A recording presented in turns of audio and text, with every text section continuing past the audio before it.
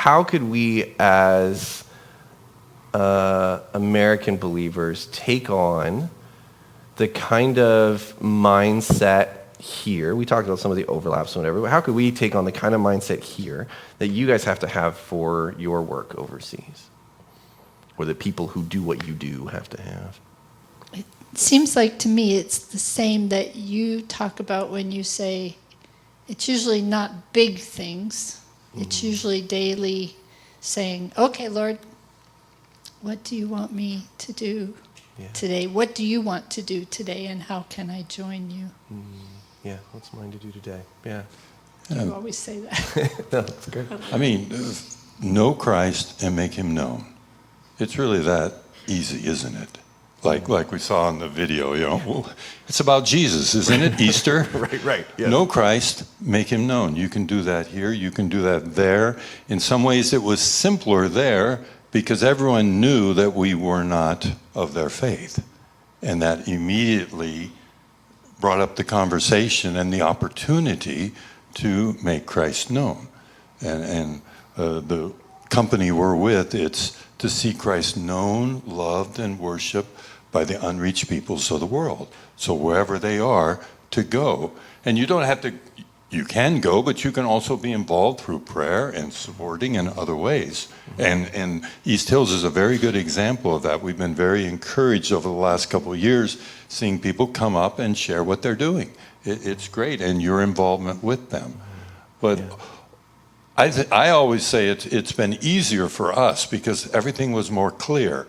When I felt like I just wanted to live for myself in Turkey, I'd say, well, actually, if I went back to America, it'd be much easier. Because there we would have water cuts, we'd have electricity cuts, and everything else. But I had to God brought me back to the point of saying, why are you really here? Yeah. To know Christ, to make him known. If you're going to be here, let's be here for the reasons we're here. Yeah, that's great. What could we as American believers learn from believers around the world? You mentioned not just Istanbul, but other stands and other things. What could we learn or take from them in our obviously very different context? But there are for sure things that we can learn. What are some of those things you've experienced? I experience here that it's very easy to get focused on stuff, on my house, on being comfortable. And I think Turks, I love the way they're so people-oriented, that they say people are more important than your stuff. Yeah. Probably for me, that suffering is a normal part of the Christian life. Yeah. And I guess if you're not suffering, the question is, why? I mean, persecution, that's what I learned in Turkey, that anyone that chooses to follow Christ, they will suffer. They will be disowned by their family. They will lose their job. They will, lose opportunities. How will they ever get married? But that is part of the Christian life. I mean, that's what the New Testament is all about. That's what the church history is all about.